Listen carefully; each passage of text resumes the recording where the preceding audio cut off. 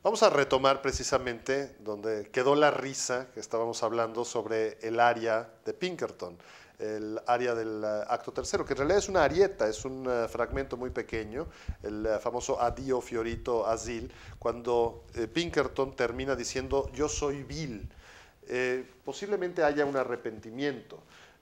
Hay muchos elementos, y hemos estado platicando fuera de cámara, muy a gusto sobre esta serie de ingredientes, digámoslo así, que muestra la gama de posibilidades interpretativas de una obra como Butterfly. Toda tragedia, y esta es una tragedia, tiene una carga ética, tiene implicaciones morales. Eso no necesariamente significa que el autor, la autora en este caso de la puesta en escena, vaya a hacer un juicio moral sobre los individuos, pero desde luego hay una mala conducta, hay una mala conciencia de Pinkerton. Él mismo lo dice, es bastante explícito. Esto tiene que ver quizá con una serie de elementos que han sido más explorados en puestas en escena. Por ejemplo, la relación Estados Unidos-Japón.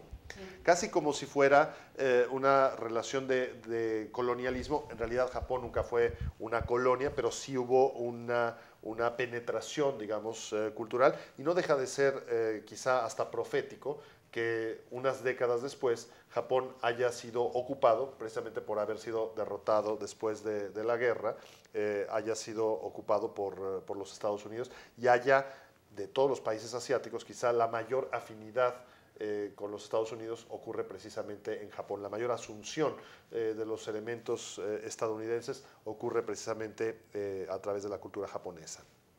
Pero desde luego hay una especie de cinismo.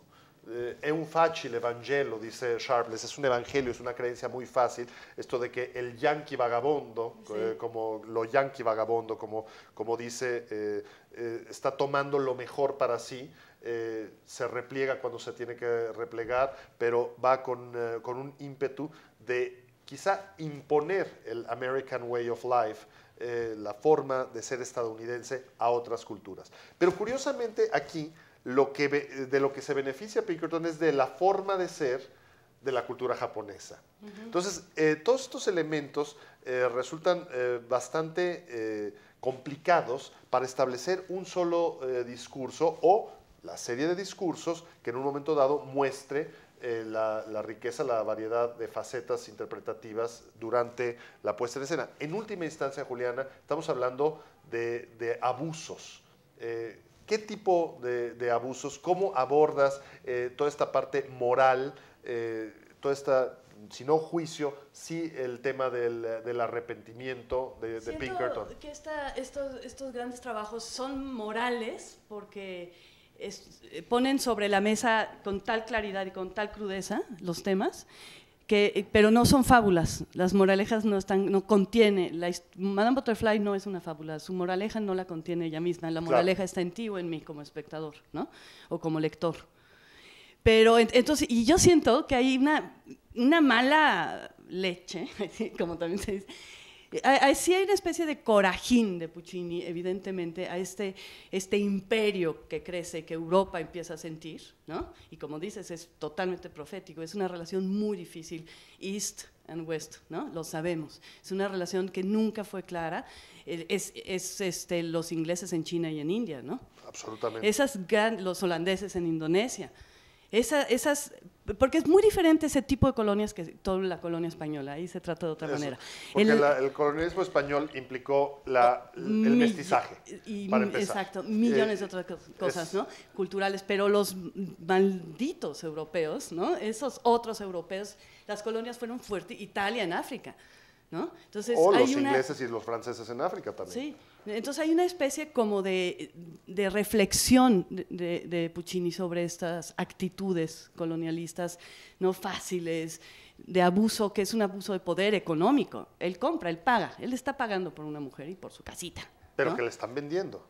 No, le venden porque son pobres. Y de hecho Goro empieza con un traje raído y acaba con un muy bonito traje, la ópera. Eso me parece una buena interpretación. Pero es una cultura que permite eso. La crítica también sería la cultura japonesa. No, Sergio, en México En Cuba, es decir, es una relación de poder. No me digas que tú no puedes pagar a un inglés, es quien paga y quien recibe es una relación de necesidad.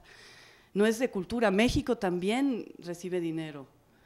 Pero, digamos, el código de compraventa socialmente autorizado, porque ese es el elemento, es algo que socialmente, incluso la familia lo presencia, las autoridades lo permiten. Pero ¿qué pasa con las bodas de Fígaro?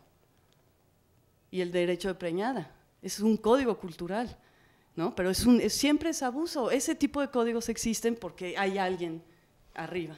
Bueno, es mi interpretación. Claro. ¿No? Y ahí es donde se mueve la sociedad y de una manera muy difícil. Yo no hago ningún juicio de valor sobre Pinkerton, como ya lo platicábamos, ¿no? Él llega y ni siquiera piensa si está bien o está mal seducir a una niña de 15 años o de 13, ¿no? Que yo pienso que es mucho más chica. No hay lugar a esa reflexión en él. Pero ya después la tiene. Exactamente, ese es el punto. Él cae en la conciencia, es decir, pasa de la inconsciencia a la conciencia. Pero no desde el punto de vista moral, o tal vez sí, porque ya te conté que mi Kate es una buena mujer, que tiene hasta un crucifijo. Tal vez cae en el arrepentimiento como en una especie de anagnórisis, de entender mucho más allá de su propia historia. Hay otro elemento que frecuentemente se pasa por alto. Pinkerton sí va por el hijo, es decir, no ha olvidado que hay una historia. ¿A qué vuelve? Esa es la pregunta que yo te querría hacer, porque es una pregunta de puesta en escena, es una pregunta interpretativa. ¿A qué regresa? Regresa por el hijo, pero al regresar por el hijo, regresa indirectamente a matarla. Sí, pero él ¿cómo se dice cuando se estaciona un barco? No ancla. No ancla, él no llega sabiendo que tiene un hijo. Entonces él vuelve como en misión, ¿no? ¿Qué papel juega aquí Kate? Sería una pregunta que habrá que dilucidar un poquito más adelante.